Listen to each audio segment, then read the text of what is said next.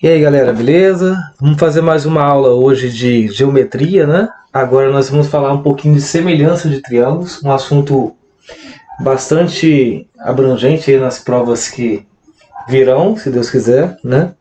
E é um assunto bom para ser abordado, porque não é um assunto difícil, mas tem que prestar um pouco de atenção nessa definição aqui, ó. Ângulos congruentes e lados homólogos proporcionais. Já toquei logo no assunto, né? Porque a ideia da semelhança é exatamente essa. Eu posso ter duas figuras iguais, ou eu posso ter duas figuras semelhantes. As figuras iguais, elas por si só elas já são semelhantes, né?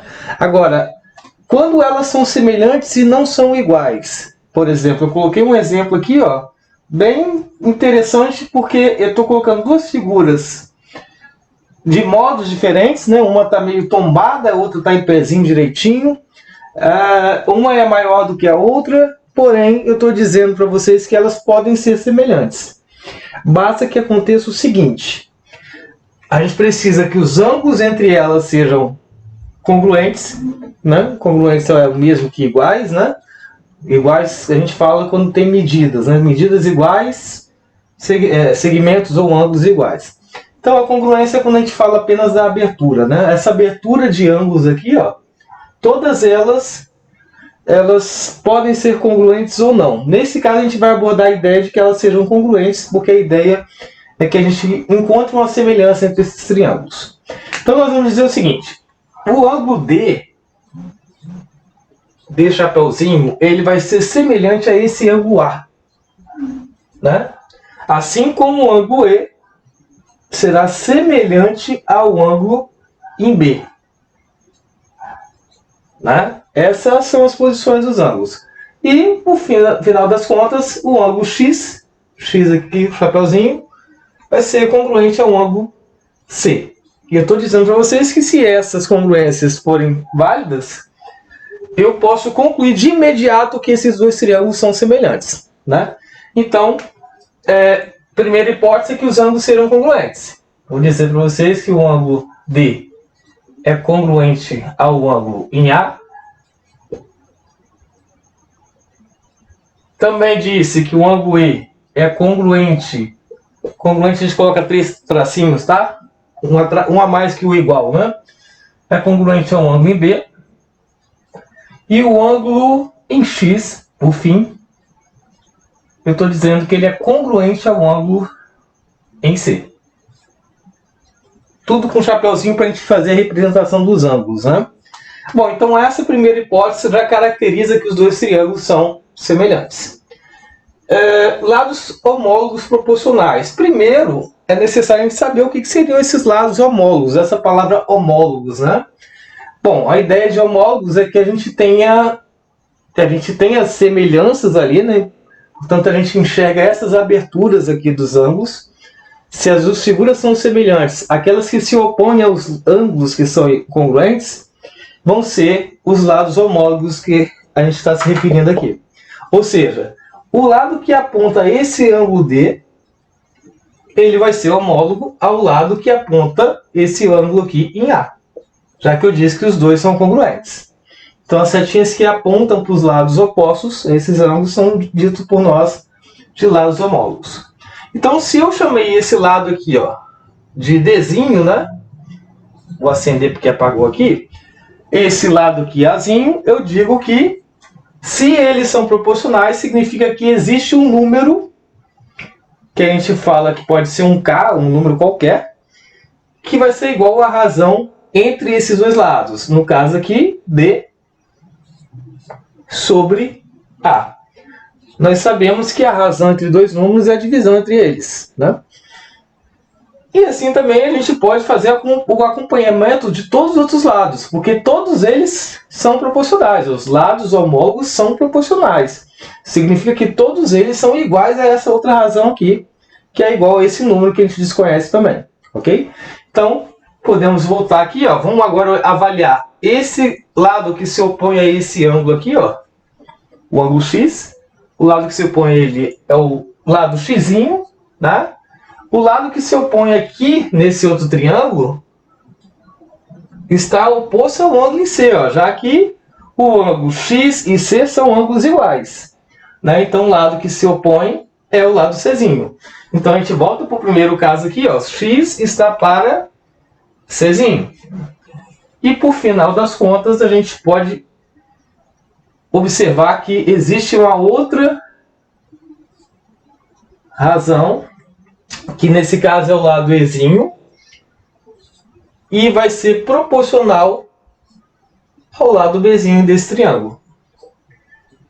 Ou seja, todas essas razões formam uma proporção em que todas as divisões vai dar sempre o mesmo número, né? Nesse caso a gente chamou de K, mas esse K representa para a gente um número que é constante entre os lados homólogos, ok? Essa é a ideia de semelhança. Agora, como que isso é aplicado na prática? Essa que é a intenção, né? Porque isso aqui é a definição, a gente precisa falar, mas na prática que é o interessante para a gente trabalhar. Então a gente vai resolver um exercício agora, para a gente ver como que essas coisas funcionam, ok? Vamos lá então. Galera, nós vamos tomar como exemplo então esse exercício aqui, onde eu quero saber exatamente qual é o valor dessa incógnita, né? E esse exercício é interessante notar que eu já separei as duas figuras aqui, mas ele veio assim, ó. Ele veio em uma figura só. E aí qual que é a intenção? A intenção é você olhar a figura e ter a percepção do que você deve fazer. Tem que pelo menos ter a percepção de que existem dois triângulos aqui. E esses dois triângulos você vai mentalmente tirar um e colocar do lado do outro para separar, né? Para vocês compararem um com o outro. Ou você vai fazer o que eu fiz aqui, ó. Interessante nesse início que vocês estão vendo ou estão relembrando é que esses dois triângulos já fiquem separados para vocês poderem rabiscar bastante, né? Para chegarem a uma conclusão depois. E aí qual que vai ser a ideia? Nós já temos um ângulo de 90 graus aqui em cima e um ângulo de 90 graus aqui, né? Esse ângulo aqui que eu vou pintar de azul, ele já é para nós um ângulo que pertence aos dois triângulos ao mesmo tempo. Ó. Ele pertence ao triângulo grandão e também pertence ao triângulo menorzinho, né? Então, de imediato, eu já posso falar que esse daqui representa para nós o ângulo azul que eu acabei de pintar aqui, e esse, o mesmo ângulo azul, porque eu apenas descolei uma figura da outra e coloquei do lado para a gente entender melhor e poder analisar melhor, né? Então, próximo passo é observar que se dois ângulos do triângulo são iguais entre eles, ó, esse ângulo é igual a esse, e esse ângulo é igual a esse. Eles, consequentemente, também terão o outro ângulo também igual ou congruente, porque eles dois... nesse caso, você acaba lembrando que a soma dos ângulos internos de qualquer triângulo é igual a 180 graus. Então, se esses dois já eram iguais, o terceiro necessariamente será igual também, ok? Porque a soma tem que ser 180 graus e só tem essa hipótese para você conseguir chegar aos 180. Tem que ser o último também igual entre eles para que eles sejam iguais. Então, além disso, nós acabamos de mostrar agora que os dois triângulos são semelhantes.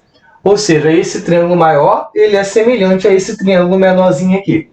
Aí isso gera uma pergunta também. Será que sempre que nós tivermos um triângulo dentro do outro, será que isso sempre vai determinar para nós dois triângulos semelhantes? Resposta: não. Não necessariamente. A gente pode ter triângulos semelhantes quando tiver um dentro do outro ou não, né? Isso vai depender muito, ok? Vai depender de se existe algum lado paralelo ao outro. É muitas coisinhas que a gente vai acabar vendo na prática dos exercícios. Então, de cara, a gente já sabe que os dois triângulos são semelhantes. Coloquei o 9 aqui já, né? Apenas transportei a medida. Essa medida de baixo eu não coloquei ainda. Eu quero que você perceba que os dois juntos, você vai ter que somar, né? 11 mais 5, a gente vai ter aqui 16 nesse caso. E esse aqui de baixo nós vamos ter o 5, né? Porque é o pedacinho menor. Agora, o que acontece? Nós vamos ter que fazer o quê? Nós vamos ter que fazer a semelhança de triângulos, né? Mesmo desconhecendo alguns lados do triângulo. Por exemplo, a gente desconhece esse lado aqui, ó. Então, se ele entrar na nossa jogada, a gente tem que dar um jeito de arrumar um outro lado para fazer essa jogada. Então, eu sugiro que a gente comece a analisar sempre pelo triângulo onde tem a incógnita, né? Então, vamos pegar aqui o lado que se opõe ao ângulo azul, nesse menor triângulozinho, é o lado X, né? Vou botar bem aqui, ó.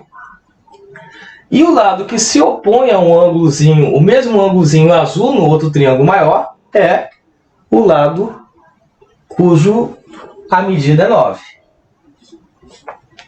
Tá? Então, existe uma razão entre esses dois lados, que são chamados por nós de homólogos, né? E, além disso, nós podemos fazer a seguinte análise. No triângulo menorzinho, quem se opõe ao ângulo que tem o pintado aqui de cor de abóbora, né, é o ângulo que está na frente do lado 5. Então, o 5 vai estar exatamente na frente de um lado que está oposto ao mesmo ângulozinho pintado e que nós não sabemos quem é. Né? Então, o nosso problema ainda não está solucionado. Para ser solucionado, percebam que esse triângulo é um triângulo retângulo, tem um ângulo de 90 graus aqui. Opa, então agora eu posso usar uma outra ferramenta que é muito utilizada na trigonometria e, portanto, a gente transfere esse problema também para a geometria, né? Onde a gente fala que a hipotenusa ao quadrado é cateto ao quadrado mais o outro cateto ao quadrado. Ora, mas o que significa isso? Hipotenusa e cateto.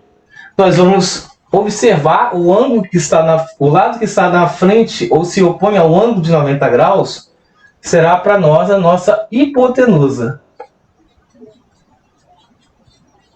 Enquanto os outros lados, né, que formam um ângulo de 90 graus são chamados de catetos. Cateto e cateto. Né? E aí, se você define quem são essas coisas, você consegue utilizar o teorema. Basta elevar cada uma dessas coisas ao quadrado para fazer a solução. Bom, então, esse que eu não sei, para não definir aqui o meu problema e acabar dando mais problema ainda, eu vou trocar a letra. Vou falar que essa letra que eu não sei vai ser um certo yzinho em que eu estou em busca dele. Né? Então, botei y lá, e como esse y de lá que eu vou procurar é esse aqui que eu ainda não tenho, eu já coloquei o y aqui também por enquanto.